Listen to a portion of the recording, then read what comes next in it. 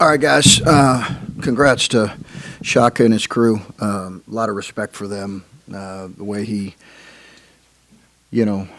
has that program rolling, but more importantly, the way they are tremendous players, great culture. It's obviously a tough loss. Our guys were terrific in how they battled. Certainly gave our guys a chance, or gave ourselves a chance multiple times. I think the biggest lesson is we have to just continue to practice and prepare the right way. Breakthroughs coming. Don't know when. It's not really what I'm concerned about right now. It's just we got to continue to practice and prepare the right way, and breakthrough will come here. So, but credit to Marquette here. We'll move on to preparation for Georgetown. A couple of rough losses recently, overtime losses. What do you have to see this team have to do better, like down the stretch in close games?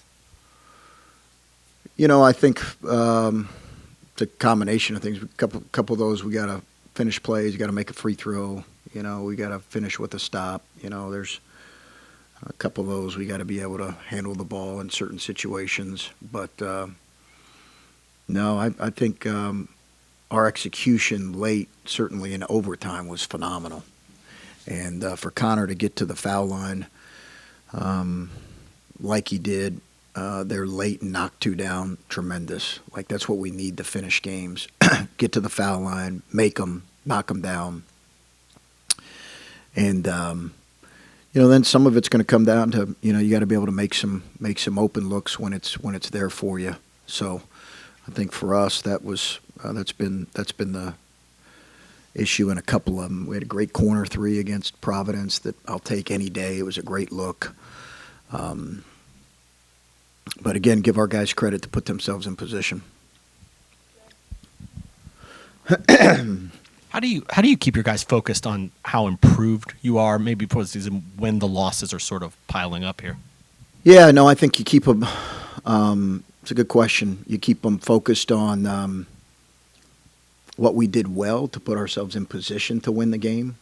Can we do that a little bit more? Can we add a few more possessions each half?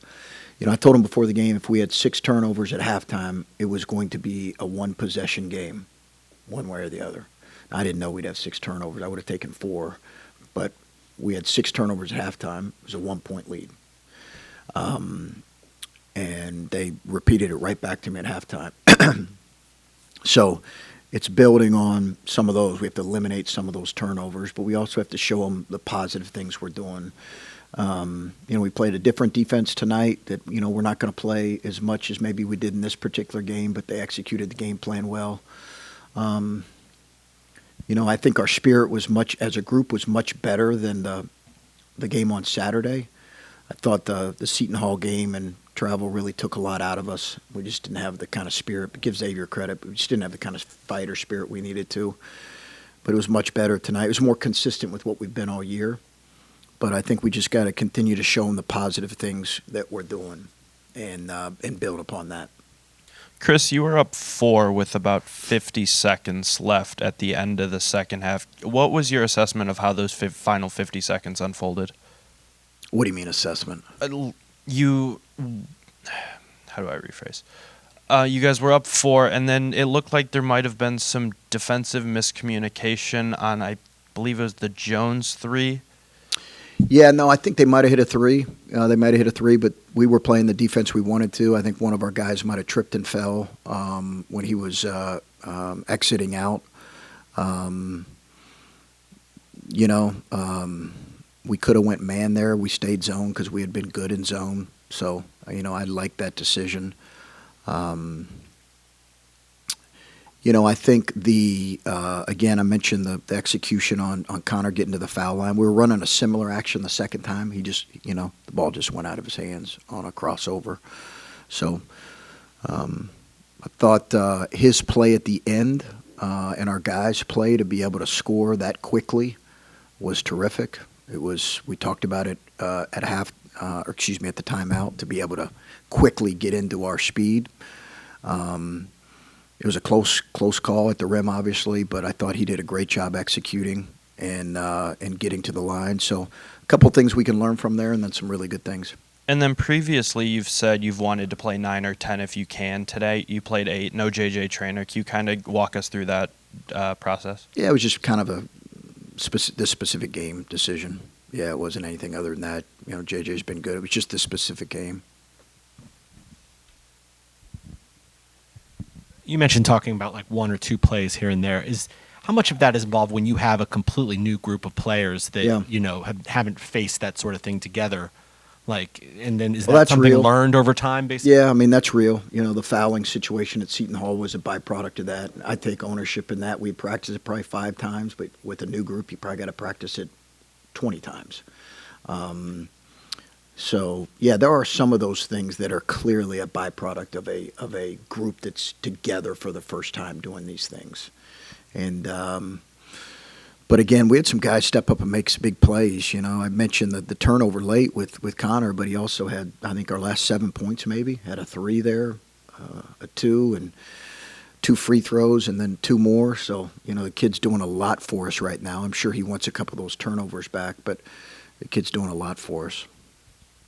Coach, I think in the middle of a non-con, you mentioned to us that it might take Troy a while to acclimate to Big East play. And, you know, tonight, despite the loss, 10 rebounds, a lot of key box outs, and didn't have any turnovers. So what have you kind of thought of his early Big East play and how he can maybe improve, but also where he's at? Good. Yeah, good. I mean, I know, you know, Troy's interesting because we played him at the 5 late when Isaiah was making all those threes. And we ran actions that you know, he has just watched at the 5 because he's not played 5 all year. And boom, he set a great screen to get Isaiah a corner 3. He's one of the smarter kids I've coached in terms of seeing things. And listen, I get it. You know, sometimes you look at him and he can be outmatched with some of the people we play, but he's now leads us in Big East play and plus minus. Kid's doing something good, right? If that's you know, what's those numbers are real, and they are real. So I think for him, he's just got to continue. He's highly competitive. He's tough, and he's got to keep. I think he's in a pretty good rhythm shooting the ball. He's just got to keep staying with it here. So. And also, you guys both out-rebounded Marquette, I believe, 46-31, and then outscored them in the paint, 38-30. So what'd you like from your team in terms of those 2 categories? Yeah, it was good. Yeah, it was really good. And, you know, it was really good. I thought our guys rebounded in the zone. It was one of my biggest concerns was I knew we were going to zone a lot. I didn't know we were going to zone this much.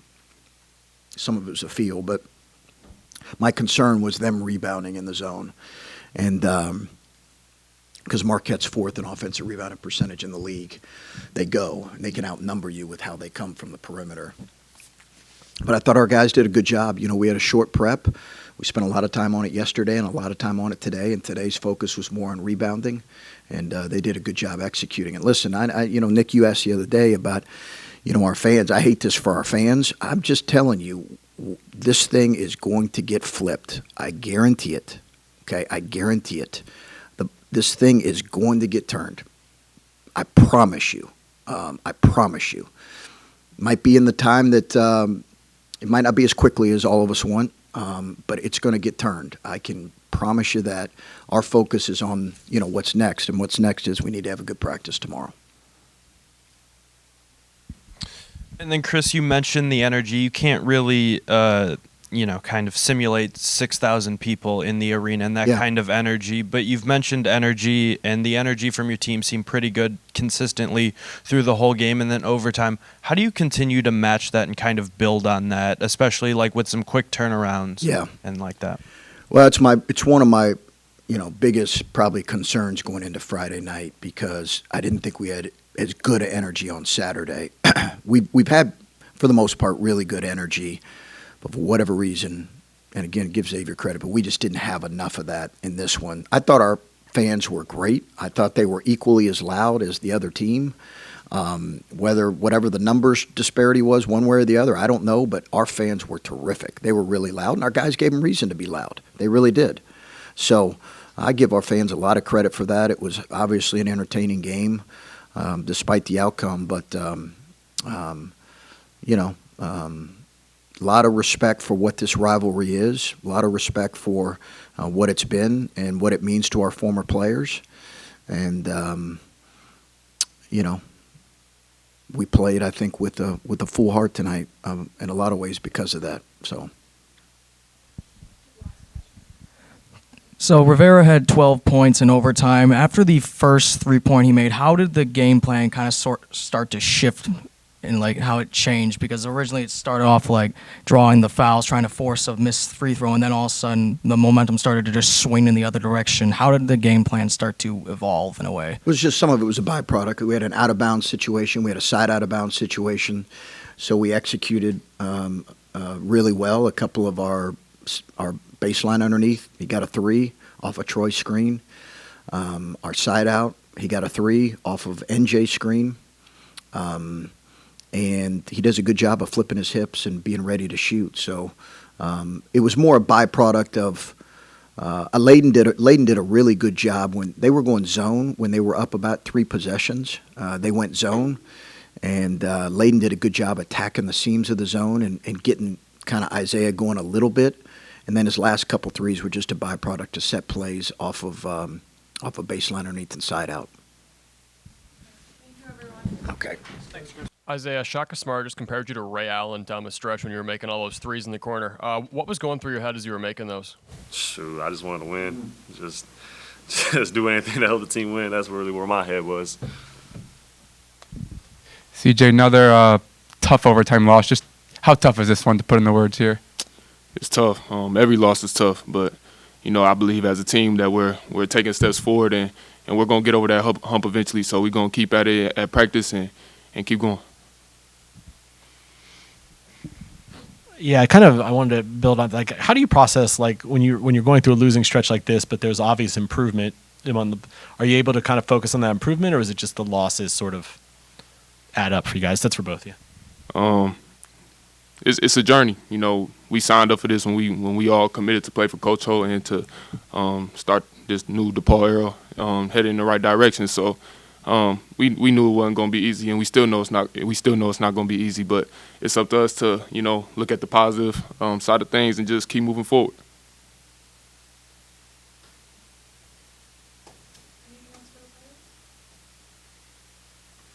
All right, then. Thank you, guys. Appreciate y'all.